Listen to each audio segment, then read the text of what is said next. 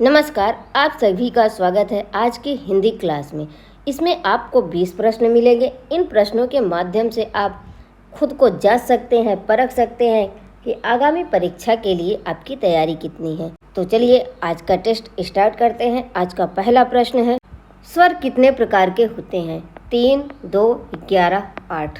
तो स्वर जो है हिंदी में स्वर 2 प्रकार के होते हैं। बी ऑप्शन हमारा सही होगा। आप लोगों को पता होगा कि हिंदी में स्वरों की संख्या 2 है, ह्रस्व और दीर्घ। 3 जो है संस्कृत में होता है, ह्रस्व, दीर्घ, प्लुत। अगर आपसे पूछा जाए कि संस्कृत में स्वर कितने प्रकार के होते हैं तो 3 होते हैं, हिंदी में 2 प्रकार के होते हैं। अगला प्रश्न है, विवेकी राय का उपन्यास नहीं है, मनुष्य के रूप, समरशेष है, लोक ऋण, देहरी के पार द्वार। तो ये है मनुष्य के रूप। ए ऑप्शन हमारा सही होगा। ये 1949 में प्रकाशित यशपाल का जो है उपन्यास है, यशपाल का।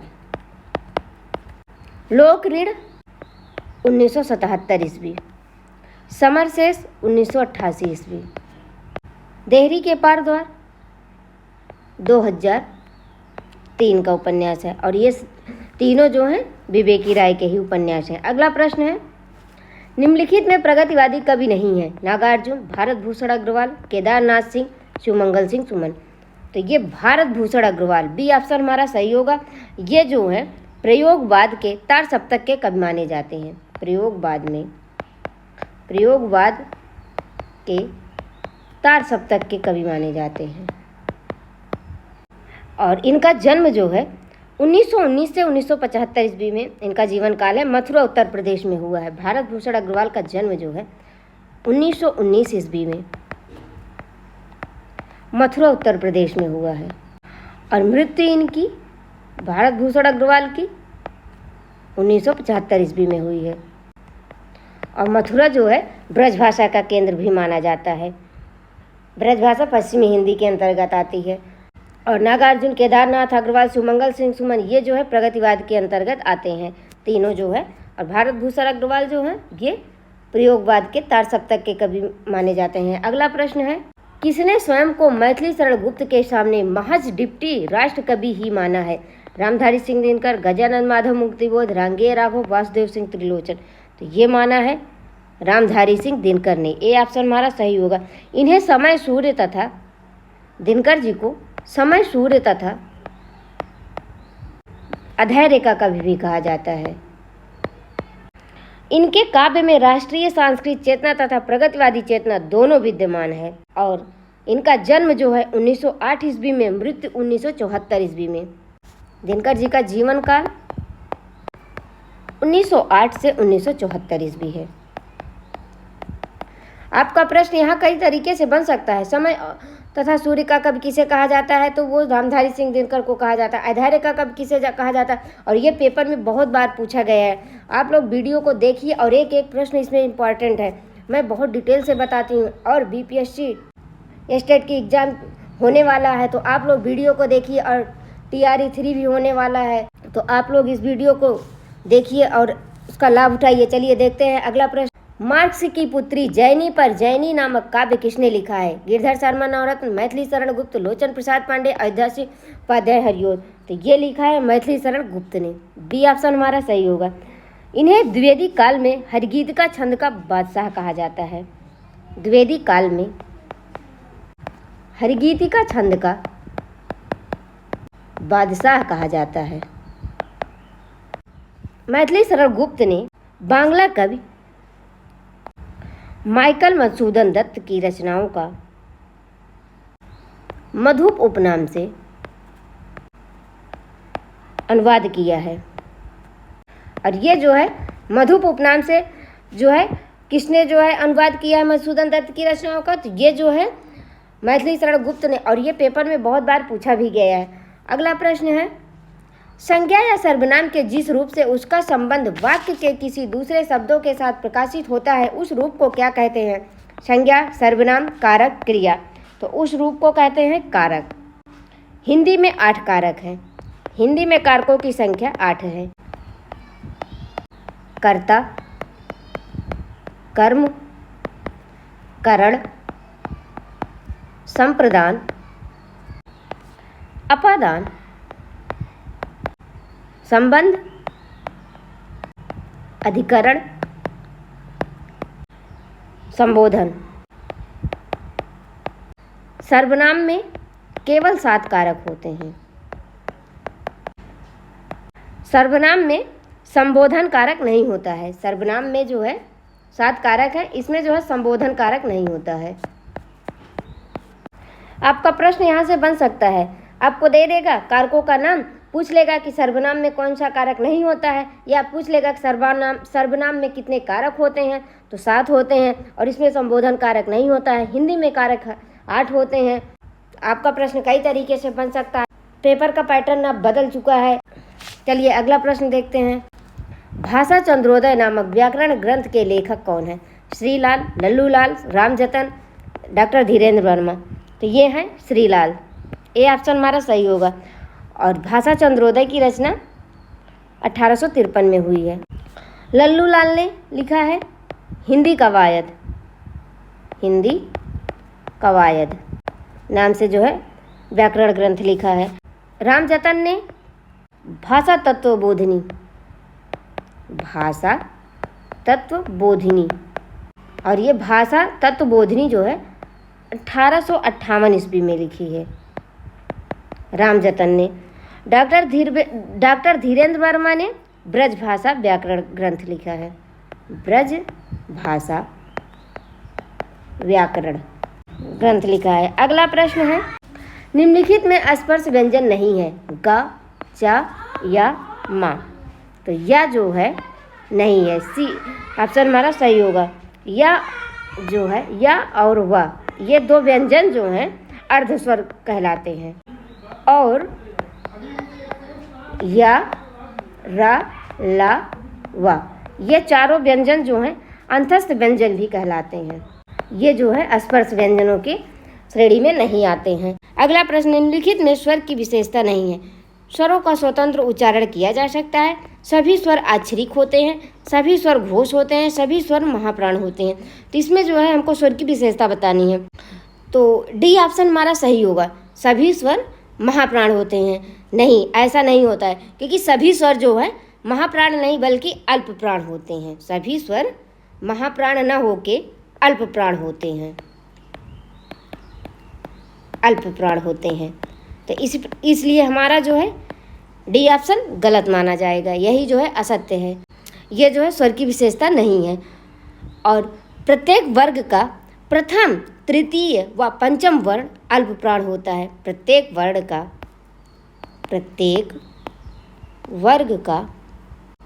प्रथम, तृतीय व पंचम वर्ण अल्प प्राण होते हैं। सभी स्वर भी अल्प प्राण होते हैं। और वर्ग का दूसरा और चौथा वर्ण महाप्राण होता है। तो इस प्रकार जो है पता चल गया कि सभी स्वर जो है महाप्राण न होकर अल्प प्राण होते हैं। अगला प्रश्न, बच्चन सिंह ने नई कविता का आरंभ कब से मानते हैं? 1951 ईस्वी से, 1954 ईस्वी से, 1953 ईस्वी से, 1952 ईस्वी से। तो उन्होंने 1951 ईस्वी से। ए ऑप्शन हमारा सही होगा, नई कविता का आरंभ माना है। इनके अनुसार, इनके का मतलब बच्चन सिंह के अनुसार नई कविता प्रयोगवादी कविता का परिष्कृत रूप है। नई कविता का आरंभ सन 1954 से। नई कविता का आरंभ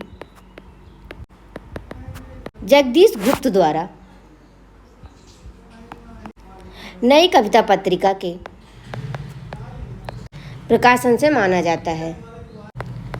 नई कविता का आरंभ कब से माना जाता है? तो वो जो है 1954 ईस्वी से जगदीश गुप्त द्वारा प्रकाशित जो है नई कविता पत्रिका के प्रकाशन से माना जाता है। ये जो है सर्वमान्य है, लेकिन बच्चन सिंह ने नई कविता का आरंभ 1951 ईस्वी से माना है और सर्वमान्य 1954 से माना जाता है। अगला प्रश्न है, गुलाम बादशाह नाटक के रचनाकार हैं आचार्य नंद किशोर, कृष्ण बलदेव वैद्य, नरेंद्र मोहन, रामेश्वर प्रेम। तो ये हैं आचार्य नंद किशोर। ए ऑप्शन हमारा सही होगा। गुलाम बादशाह 1992 ईस्वी में प्रकाशित हुआ है, 1992 ईस्वी में।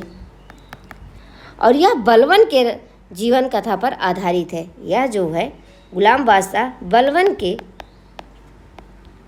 जीवन कथा पर आधारित है। आपसे पेपर में पूछ लेगा बलबन के जीवन कथा पर आधारित नाटक कौन सा है, तो गुलाम बादशाह है। और किसका है, तो आचार्य नंद किशोर आचार्य का है। अब कब प्रकाशित हुआ, तो 1992 ईस्वी में प्रकाशित हुआ है। और नंद किशोर आचार्य का अन्य नाटक है देहांत, पागलघर, हस्तिनापुर, जिले सुभानी, जूते, किंगडम यक्षम, ये सभी जो है नंद किशोर आचार्य के नाटक हैं। अगला प्रश्न है निम्नलिखित उपन्यासों में से कौन सा सुमेलित नहीं है। शैलेश शिवप्रसाद सिंह मिश्र रुद्र, आतंक नरेंद्र कोहली, आदमी का बच्चा कृष्णचंद्र शर्मा, कठपुतली के धागे आनंद प्रकाश जैन। इसमें हमें बताना है कि कौन सा उपन्यास सुमेलित नहीं है। शैलेश जो शिवप्रसाद मिश्र का नहीं है, ये ऑप्शन हमारा सही होगा। ये जो है शैलेश जो है शिवप्रसाद सिंह का है, शिवप्रसाद सिंह जी का उपन्यास है। शिवप्रसाद मिश्र रुद्र का नहीं, शिवप्रसाद सिंह जी का उपन्यास है। यह जो है 1989 ईस्वी में प्रकाशित हुआ है। शैलेश जो है 1989 ईस्वी में प्रकाशित हुआ है और इसमें विंध्य क्षेत्र के नटों के कबीलाई जीवन पर आधारित है। यह उपन्यास विंध्य क्षेत्र के नटों के कबीलाई जीवन पर आधारित है और यह पेपर में पूछा भी गया है, नेट के पेपर में भी पूछा गया है और शेष तीनों सुमेलित हैं। अगला प्रश्न है श्रृंगार रस का विरोधी रस नहीं है। बीभत्स, रौद्र, शांत, भयानक। तो शांत, सी ऑप्शन हमारा सही होगा। शांत जो है वीर रस का विरोधी है। शांत जो रस जो है वीर रस का विरोधी है। श्रृंगार रस का स्थायी भाव रति। और इसके दो भेद हैं, श्रृंगार रस के दो भेद हैं, संयोग श्रृंगार और वियोग श्रृंगार। और श्रृंगार रस के देवता कामदेव या विष्णु। अगर ऑप्शन में विष्णु दिया है, कामदेव नहीं दिया है तो भी सही है। कामदेव नहीं दिया है, विष्णु दिया है तो भी सही है। दोनों ऑप्शन जो है सही है, कामदेव और विष्णु। और श्रृंगार रस का वर्ण जो है श्याम वर्ण है।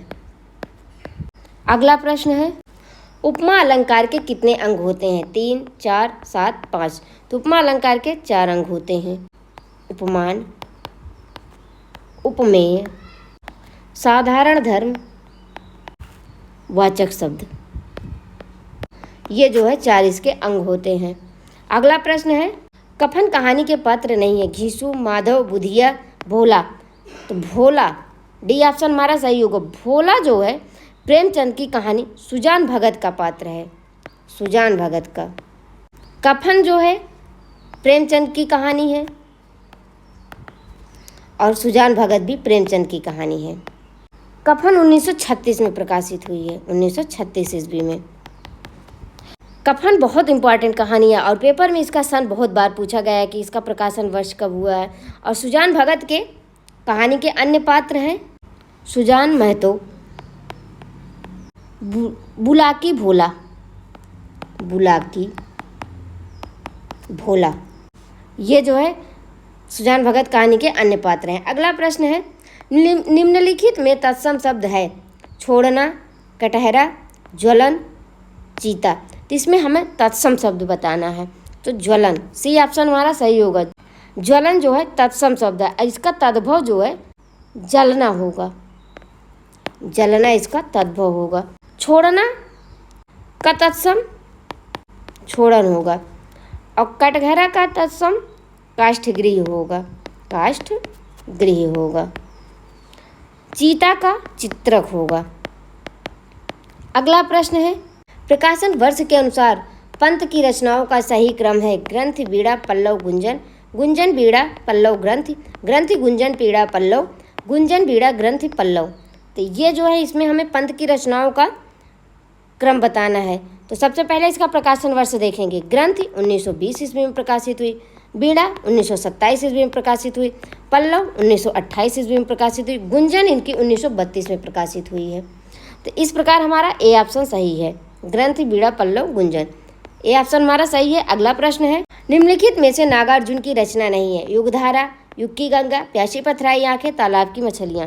तो ये इसमें हमें बताना है कि कौन सी रचना नागार्जुन की नहीं है। तो इसमें जो है युग की गंगा, बी ऑप्शन हमारा सही होगा। ये जो है केदारनाथ अग्रवाल की रचना है, केदारनाथ अग्रवाल की रचना है।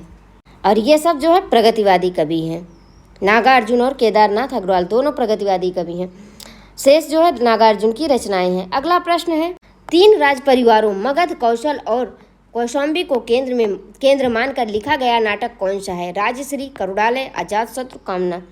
तो ये जो है अजातशत्रु, सी ऑप्शन हमारा सही होगा। ये 1922 ईस्वी में प्रकाशित हुआ। अजातशत्रु में शासकों की महत्वाकांक्षा और सत्ता लिप्सा को दिखाया गया है। आपका प्रश्न यहाँ से बन सकता है, शासकों की महत्वाकांक्षा और सत्ता लिप्सा को किस नाटक में दिखाया गया है? तो वो भी जो है अजातशत्रु में। और 3 राज परिवारों मगध, कौशल और कौशाम्बी को केंद्र मानकर लिखा गया नाटक तो भी जो है अजातशत्रु ही है। और ये सभी चारों नाटक जो हैं जयशंकर प्रसाद के नाटक हैं। राजश्री का प्रकाशन वर्ष 1915 ईस्वी, करुणालय का 1912 ईस्वी। और करुणालय इनका प्रथम गीत नाट्य भी माना जाता है। कामना 1927 ईस्वी में प्रकाशित हुआ है। और सभी ये जो प्रसाद के नाटक है। और अब जो है पेपर का पैटर्न बदल चुका है। रचनाकार का नाम बहुत कम पूछते हैं, अगर पूछते भी हैं तो वो ऐसी रचनाओं का पूछते हैं जो कि जो है दिमाग में नहीं। जैसे अब ये राजश्री, करुणालय, अजातशत्रु, प्रेमचंद की कहानियाँ या नाटक जो भी है तो उसको लोग ज़्यादा इम्पोर्टेंट समझते हैं। तो अब जो चलन में नहीं है उन रचनाओं को ज़्यादा पूछते हैं, उन्हीं रचनाओं का रचनाकार पूछते हैं, रचनाकार का नाम पूछा जाता है। और जो है जैसे जो प्रसिद्ध है तो उसमें जो है किस पर आधारित है, किसके विषय में क्या कहा गया है। तो इसी प्रकार जो है पेपर का पैटर्न बदल चुका है। आप लोग वीडियो को लाइक करिए, कमेंट करिए, सब्सक्राइब करिए चैनल को। अगला प्रश्न है और आज का अंतिम प्रश्न है, सूरसागर गीत काव्यात्मक मनोरागों पर आधारित विशाल महाकाव्य है, कथन किस आचार्य का है? आचार्य रामचंद्र शुक्ल, आचार्य हजारी प्रसाद द्विवेदी, डॉक्टर चंद्रवली पांडे, ब्रजेश्वर वर्मा। तो ये कहा है आचार्य हजारी प्रसाद द्विवेदी ने, बी ऑप्शन हमारा सही होगा। और ये कथन जो है सूरसागर सूरदास की रचना के संबंध में कहा गया है। और डॉक्टर चंद्रवली पांडे सूरसागर को लीला प्रबंध काव्य कहते हैं, लीला प्रबंध काव्य कहा है। आपका प्रश्न यहाँ से बन सकता है कि सूरसागर को लीला प्रबंध काव्य किसने कहा है? तो डॉक्टर चंद्रवली पांडे ने कहा है। और ब्रजेश्वर वर्मा ने कहा है कृष्ण चरित का महाकाव्य है। पेपर में आपसे पूछ लेगा कि सूरसागर कृष्ण चरित का महाकाव्य है, किसने कहा है? तो वो कहा है ब्रजेश्वर वर्मा ने। या सूरसागर को लीला प्रबंधात्मक काव्य किसने कहा है? तो डॉक्टर चंद्रवली पांडे ने कहा है। आपका पेपर में प्रश्न कई तरीके से बन सकता है। और आप लोग वीडियो को देखिए, लाइक करिए, कमेंट करिए, सब्सक्राइब। आप लोग वीडियो को बिल्कुल नहीं देखते हैं, कमेंट तो किसी का आता ही नहीं है। तो चलिए आज की क्लास यहीं पर समाप्त करते हैं, मिलते हैं अगली क्लास में।